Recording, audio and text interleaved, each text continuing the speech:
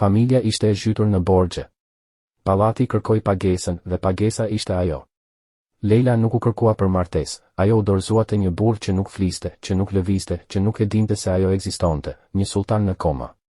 Ajo mund të kishte qarë, mund të kishte ikur. Në vend të kësaj, ajo u përkul dhe e puthi në ballë dhe sytë e tij u hapën. Çfarë ndodh kur njeriu më i fuqishëm i perandorisë zgjohet dhe gjëja e parë që sheh është ajo? Gjithçka ndryshoi. Stamboll, viti 1547, perandoria osmane. Vera kishte ardhur si një ndëshkim. Nxehtësia rëndonte mbi çatit prej balte si një dorë e padukshme që shtypte gjithçka poshtë. Ajri mbante erëzash, djerse dhe frike. Në rrugicat e pazarit, fëmijët vraponin zbathur mbi guret e nxehtë. Tregtarët bërtisnin, devet hungërinin.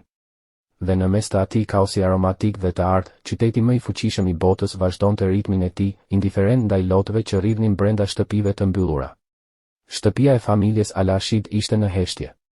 Një heshtje që dhem.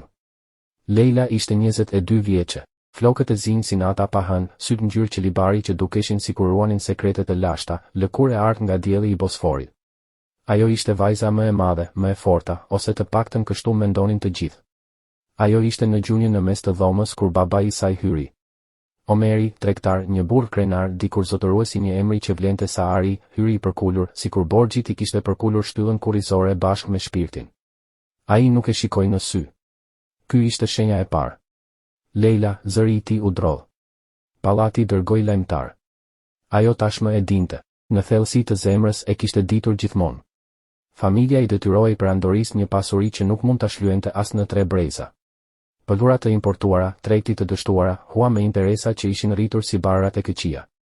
Dhe pallati kërkonte pagesën në mënyra që asnjë ligj i shkruar nuk kishte nevojë t'i përshkruante. Ata pranuan një marrëveshje, tha Omeri duke marrë frym thellë. Ti. Heshtja u kthye, më e rëndë se më parë. Nëna e Leilës, Fatimja, ishte në cep të dhomës me duart mbi gojë. Vëllezërit e vegjël nuk e kuptonin, por Leila e kuptoi gjithçka në një sekond, me një saktësi mizore. Kush është ai? Pyeti ajo me një qetësi që e trembi edhe vetë babain. Omeri hezitoi. Sultan Karimi ibn Jusufi, tha më në fund. Ai është duke fjetur prej 6 muajsh. Mjekët thonë se trupi i tij jeton, por mendja e tij është larguar diku ku askush nuk di ta gjejë. Leila puliti syt. Doni që unë të martohem me një burr në koma? Nuk ishte pyetje. Ishte një vendim i thënë me zë të lartë. Fatimja filloi të qante ngadalë, ai lloj të qari që nuk kërkon falje sepse e di se nuk meriton falje. Leila vështroi dyshemen me pllaka blu e të bardha, secila e vendosur në vendin e saj të përsosur. Ashtu si ajo kishte qenë gjithmonë, e vendosur aty ku duhej, pa pyetur pse. Por këtë herë ishte ndryshe. Këtë herë vendi i saj ishte pranë një burri që ndoshta nuk do ta shihte kurrë, nuk do ta prekte kurrë, nuk do ta dinte kurrë emrin e saj. Ajo mund të kishte bërtitur. Mund të kishte ikur. Mund të kishte mallkuar baban, perandorin, vetë Zotin. Nuk bëri asgjë nga këto. Leila u ngrit ngadalë, drejtoi shpinën dhe e pa baban drejt në sy. Ishte ai që uli kokën me turp. Kur largohen lajmtarët, pyeti ajo. Nesër në agim. Ajo tundi kokën një herë, shkurt, përfundimisht. Pastaj u ngjit në dhomën e saj pa thënë asgjë tjetër. Mbylli derën. Vetëm atëherë, me shpinën mbështetur në dru dhe gjithë botën jashtë, ajo lejoi një lop të vetëm të rëshiste në përfaqe. Vetëm një. Sepse Leila kishte mësuar që fëmijës e lotët nuk e lëvizin shkretëtiren, nuk i shlyejnë borxhet dhe nuk i zgjojnë sultanën. Por ajo ende nuk e dinte se në atë moment të nxehtë dhe mizor të vitit 1547 ekzistonte një gjë në botë që mund të zgjonte njeriu më të fuqishëm të perandorisë osmane. Dhe ajo gjë ishte vetë ajo. Dielli perëndoi mbi Bosfor atë natë sikur ta dinte se diçka po ndryshonte. Ujërat shkëlqyen në portokalli dhe ar. Xhamit kënduan thirrjen e mbrëmjes. Dhe diku brenda pallatit të madh, në një dhomë të heshtur me perde mëndafshi të gjelbra, Sultan Karimi merrte frym ngadalë dhe thellë, duke pritur diçka që asnjë mjek, asnjë lutje dhe asnjë ilaç nuk kishte mundur ta sillte përsëri. Ai priste, pa e ditur, për të. Agimi erdhi para se Leila të mund të flinte. Ajo kaloi natën ulur në buzë të shtratit me duart në prerë, duke parë qiellin që ndryshonte ngjyrë nga e zeza në vjollcë, nga vjollca në rozë dhe nga roza në ar. Stambolli zgjoi në shtresa, si gjithmonë, fillimisht muezinët, pastaj furtarët, pastaj zogjt dhe më në fund gjithë bota e zhurmshme. Ajo u vesh vetë. Nëna trokiti në derë për ta ndihmuar, por Leila tha se nuk kishte nevojë. Një gënjeshtër e sjellshme, ajo lloj gënjeshtre që gratë mësojnë para se të mësojnë të lexojnë. Rrobat e dërguara nga pallati kishin ardhur natën e kaluar, një fustan i bardhë me qëndisje të arta, një velo e hollë si mjegull dhe sandale me rripa lëkure. Ishte tepër e bukur për një situatë kaq të trishtueshme. Kur Leila zbriti shkallët, familja ishte mbledhur. Vëllai Tariku dhe motra Nura e pan me sy të mëdhenj fëmijësh që ndjenin se diçka nuk ishte në rregull. Ajo u përkul dhe i puthi në ball. Babai i saj qëndronte pranë derës, pa pritur i plakur. Leila, unë. Kujdesu për ta, e ndërpreu ajo butësisht. Ai tundi kokën. Për herë të parë pas shumë vitesh, ishte babai ai që qau dhe bia ajo që qëndroi e fortë. Karroca e pallatit priste jashtë, e zezë me zbukurime të arta, kuaj të bardhë dhe dy roje të palvizshme. Leila hipi pa u kthyer pas. Sepse e dinte se nëse do të kthehej, nuk do të mund të largohej. Rruga drejt pallatit të Topkapis dukej sikur zgjati një jetë. Nga perdet ajo shihte qytetin, pazarin plot ngjyra, burimet e mermerit, njerëzit që pinin çaj, gratë që mbanin shporta mbi kokë me një hir të lindur. Stambolli ishte i gjallë, kaotik, kontradiktor. Dhe më pas u shfaqën muret e mëdha të pallatit. Portat u hapën. Dhe Leila hyri në vendin që nga ai moment do të ishte burgu i saj i ardhë. Aty e priti vezirja e madhe, Rafsaja, një grua rreth 50 vjeçe me qëndrim të drejtë dhe sy që vlerësonin gjithçka me shpejtësi. Ajo e pa Leilën nga kokat e këmbët. Je më e re se sa prisja, tha ajo. Dhe sultani është më i heshtur se sa prisja, u përgjigj Leila. Për një moment, cepi i buzës së Rafsas lëvizi lehtë. Nuk ishte buzëqeshje, por ishte fillimi i respektit. Eja, tha ajo. Orët që pasuan ishin plot rregulla dhe paralajmërime. Në harem, shërbëtorët e shikonin me kuriozitet. Njëra prej tyre, me sy të gjelbër, quhej Zymryti. Më vonë, në kopsht, Zymryti ju afrua dhe pëshpëriti, 3 gra kanë ardhur para teje. Çfarë ndodhi me to? Pyeti Leila. E para u rrëzua nga frika. E dyta u përpoq të ikte. E treta u sëmur nga trishtimi. Dhe sultani? Pyeti Leila. Zymryti u mendua një moment. Ai është madhështor edhe duke fjetur. Pastaj ajo u përkul më pranë dhe pëshpëriti, ka njerëz në këtë pallat që nuk duan që ai të zgjohet. Mbrëmja ra mbi Topkapi. Rafsa e çoi Leilën nëpër korridore të gjatë deri te një derë e madhe prej druri. Rojet e hapën ngadalë. Leila hyri në dhomën e sultanit. Dhoma ishte e madhe, e ndriçuar nga 10 qirinj. Në qendër ishte një shtrat i madh me perde mëndafshi. Dhe mbi atë shtrat ishte ai. Sultan Karimi ibn Jusufi dukej rreth 30 vjeç. Flokë të zinj, mjekër e shkurtër, fytyrë e fortë dhe e qetë. Ai dukej madhështor edhe në gjumë. Leila u afrua ngadalë dhe u ul në buzë të shtratit. Pra, ti je ai, pëshpëriti ajo. Ai nuk u përgjigj. Por për herë të parë, ajo ndjeu se heshtja e atij burri nuk ishte bosh. Ishte si një stuj që priste momentin e saj për të zgjuar.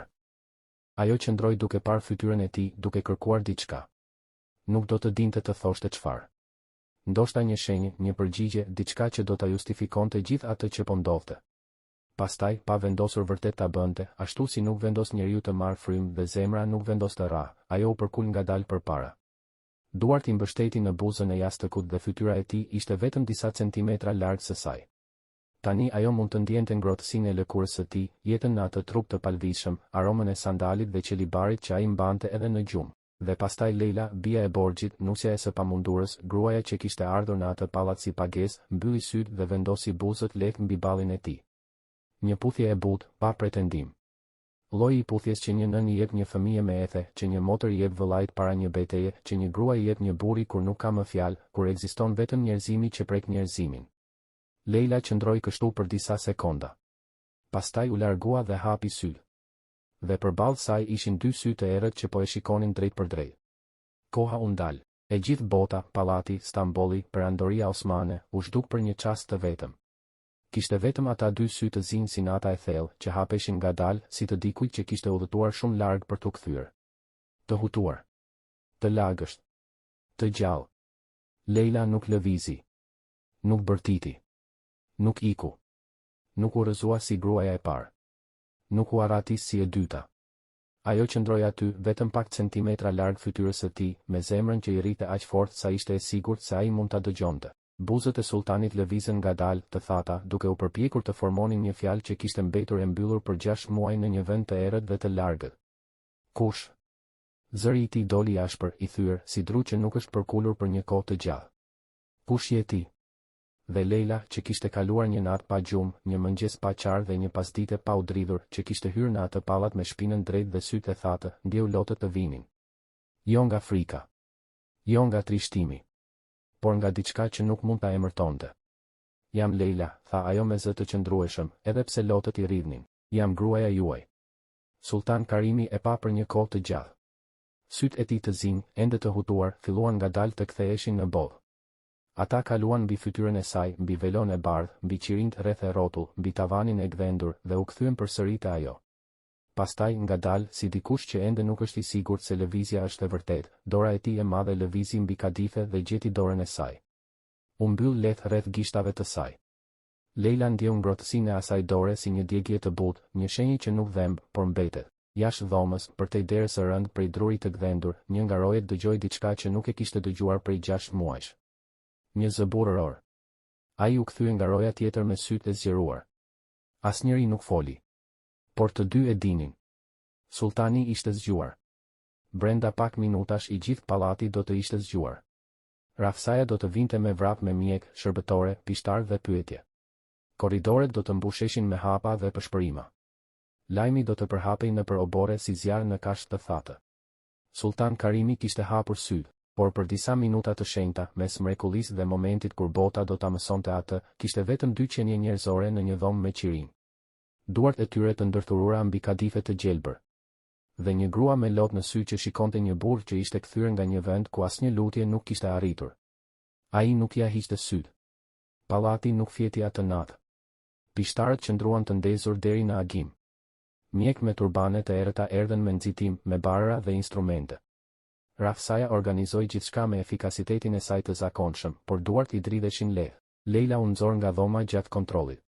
Ajo ul në një stol mermeri në korridor, ndërsa rreth saj lëvizja shtoi si val në një liçen të trazuar. Zymryti u ul pranë saj. Çfarë bëre atje brenda? Pyeti ajo. Asgjë, tha Leila. Shërbëtorja e pa me urgjencë në sy. Mjekët janë të habitur. Thonë se është e pamundur. Ai po pyet për ty. Për mua? 3 herë, tha zymryti. Ai kërkon gruan me velon e bardhë. Pak më vonë dera u hap dhe Rafsaja doli. Ai dëshiron të shoh.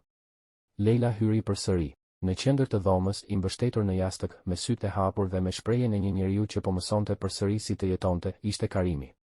Kur ajo hyri, ai e pa menjëherë. Ti ishe këtu kur u zgjova, tha ai. Ti, me velon e bardhë dhe sytë e qelibarit. Isha unë. Si quhesh? Leila Alashidi. Leila, përsëriti ai ngadalë. Ke frikë nga unë? Pyeti ai. A kisha, tha ajo me sinqeritet. Kur erdha këtu. Por tani nuk e di më çfarë ndjej. Një hije buzëqeshjeje u shfaq në buzët e tij. E sinqert, tha ai. Nuk e prisja këtë. Në javët që pasuan, pallati ndryshoi. Sultan Karimi ishte kthyer ndryshe, më I drejtë, më I qetë, më I pranishëm. Ai e kërkonte Leilën çdo mëngjes për të pirë çaj në kopsht. Ata flisnin për qytetin, për familjen e saj, për jetën jashtë mureve të pallatit. Por jo të gjithë e donin këtë ndryshim. Një këshilltar, Rashid Pasha, e shikonte gjithmonë Leilën me një ftohtësi të rrezikshme. Një ditë zymryti I pëshpëriti, disa thonë se sëmundja e sultanit nuk ishte natyrale. Po thua se dikush e bëri? Po them se dikush mund të ketë ndihmuar. Në muaj që pasuan, e vërteta doli. Rashid Pasha ishte ai që kishte organizuar helmimin e ngadaltë të sultanit për të marrë pushtetin. Në një mbledhje të këshillit, ai e akuzoi Leilën se kishte shumë ndikim mbi sultanin. Leila u ngrit me qetësi. Pasha ka të drejtë në një gjë, tha ajo. Unë nuk kam gjak fisnik. Por kam diçka që ai nuk e ka. Dhe çfarë është ajo? Pyeti ai me përbuzje. Besimin e sultanit, tha ajo. Dhe provën se ju financuat helmin që e mbajti atë në gjumë. Salloni ra në heshtje.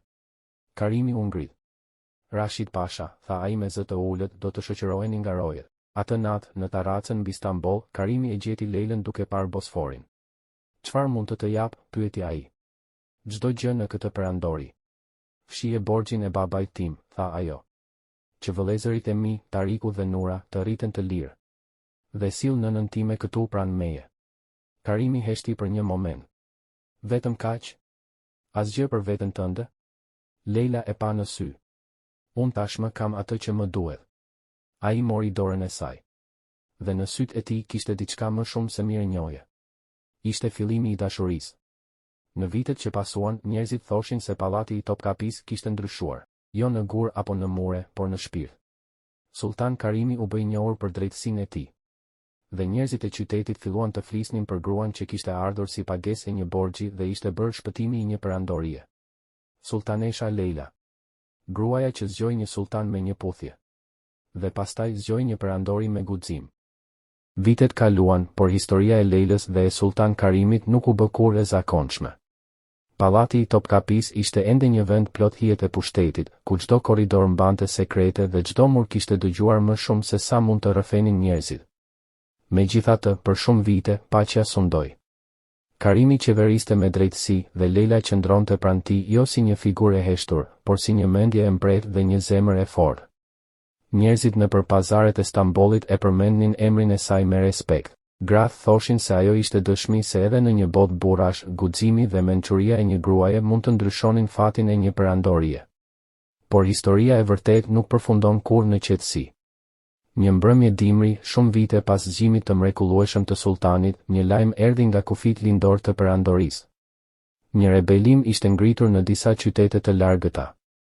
Guvernatorët lokal kishin filluar të sfidonin autoritetin e Stambollit. Në sallën e këshillit, burrat me rroba të rënda dhe fytyra të lodhura diskutonin me zëra të ashpër. Duhet të dërgojmë ushtri menjëherë, tha një general. Jo, tha një tjetër. Duhet të presim dhe të kuptojmë kush qëndron pas kësaj. Karimi dëgjonte në heshtje. Sytë e tij, që dikur ishin hapur pas një gjumi të gjatë, tani kishin mësuar të shihnin më thellë se sa fjalët. Kur këshilltarët mbaruan debatet e tyre, ai u kthye nga Leila. Ajo ishte ulur pak më mënjan, si gjithmonë, por prania e saj mbushte dhomën. Çfarë mendon ti? Pyeti ai qetësisht. Disa nga këshilltarët nuk e fshehën pa kënaqësinë. Edhe pas gjithë këtyre viteve, ideja që një grua të pyetej për çështje të shtetit i shqetësonte. Por Karimi nuk i kushtoi vëmendje. Leila u ngrit ngadalë. Rebelimet rrallë lindin vetëm nga ambicia, tha ajo. Shpesh lindin nga frika ose nga padrejtësia. Po thua se ne kemi bërë padrejtësi? Pyeti një këshilltar me ton të ashpër. Po them, tha Leila me qetësi, se nëse njerëzit ndihen të dëgjuar, ata rrallë zgjedhin luftën. Ajo e pa Karimin drejt në sy. Dërgo një ushtri nëse duhet. Por dërgo edhe një mesazh, se sultani i tyre është gati të dëgjojë. Salla u mbush me murmurima. Por Karimi buzëqeshi lehtë. Do të bëjmë siç thot sultanesha, tha ai. Dhe kështu u bë. Një delegacion u dërgua bashkë me ushtrinë. Në vend të një betejë të madhe, shumë nga qytetet u kthyen nën autoritetin e perandorisë pa gjakderdhje. Populli filloi të fliste edhe më shumë për gruan me sytë e qelibarit që kishte një mënyrë të çuditshme për të zgjidhur problemet. Por jo të gjithë ishin të lumtur. Në errësirën e disa korridoreve të pallatit, njerëz të tjerë filluan të pëshpëritnin. Perandoria po bëhet e butë, thoshin ata. Një grua po e drejton sultanin. Një nga këta njerëz ishte djali i largët i Rashid Pashës, i cili kishte jetuar për vite me një urrejtje të qetë. Dhe urrejtja, kur rritet për shumë vite, bëhet e rrezikshme. Një natë vere, ndërsa qyteti flinte dhe vetëm Bosfori lëvizte në dritën e hënës, një atentat u përgatit. Plani ishte i thjeshtë. Gjatë një ceremonie në kopshtet e pallatit, një nga rojet do të afrohej mjaftueshëm për të goditur sultanin. Askush nuk do ta priste. Por historia kishte mësuar një gjë, në atë pallat, instinkti i Leilës shpesh ishte më i fortë se komplotet. Në mbrëmjen e ceremonisë, ndërsa muzika e butë mbushte ajrin dhe pishtarët ndriçonin pemët e portokallit, Leila ndjeu diçka të çuditshme. Nuk ishte një tingull, ishte një ndjenjë. Ajo pa një nga rojet. Lëvizja e tij ishte pothuajse e padukshme, por sytë e saj e kapën. Në një moment që askush tjetër nuk e kuptoi, ai nxori një tetë të fshehur. Dhe në atë çast, pa menduar, Leila u hodh përpara. Thika nuk arriti te sultani. Ajo u ndal në trupin e saj. Një britm përshkoi kopshtin. Rojet kapën atentatorin menjëherë, por gjithçka tjetër u bë e paqartë. Karimi mbajti Leilën në krah ndërsa ajo rrëshiste ngadalë drejt tokës. Leila, zëri i tij u thye. Ajo e pa me të njëjtët sy të qetë që kishte pasur gjithmonë. Mos ki frikë, pëshpëriti ajo. Lotët rridhnin në fytyrën e sultanin. Mjekët. Thirrni mjekët, bërtiti ai. Por Leila e dinte. Ajo vendosi dorën mbi faqen e tij. E mban mend natën kur u zgjove, pyeti ajo me zë shumë të dobët. Po, tha ai, duke u përpjekur të mbante zërin të fortë. Unë të zgjova me një puthje, tha ajo me një buzëqeshje të lehtë. Dhe ti më dhe një jetë që nuk e kisha ëndërruar kurrë. Ajo mori frym ngadalë. Mos lejo që kjo jetë të humbas. Sytë e saj filluan të mbylleshin. Premto, pëshpëriti ajo. Premtoj, tha Karimi me një zë që nuk i përkiste më një sultani, por vetëm një burri që kishte frikë të humbiste dashurinë e tij. Leila buzëqeshi edhe një herë. Pastaj heshtja erdhi. Për shumë minuta, askush në kopsht nuk lëvizi. Më vonë, historia e asaj nate u tregua në të gjithë Stambollin. Disa thoshin se ajo kishte shpëtuar jetën e sultanit. Të tjerë thoshin se ajo kishte shpëtuar vetë Perandorinë. Karimi jetoi për shumë vite pas kësaj. Ai sundoi me drejtësi, ashtu si kishte bërë gjithmonë. Por çdo mbrëmje vere ai ngjitej në të njëjtën tarac ku dikur kishte biseduar me të. Ai shikonte Bosforin dhe yjet. Dhe njerëzit që e njihnin mirë thoshin se ndonjëherë ai buzëqeshte në heshtje, sikur dikush ishte ende pranë tij. Sepse në historinë e Stambollit mbeti një legjendë që nuk u harrua kurrë. Historia e një gruaje që erdhi në pallat si pagesë e një borxhi dhe u bë zemra e një perandorie.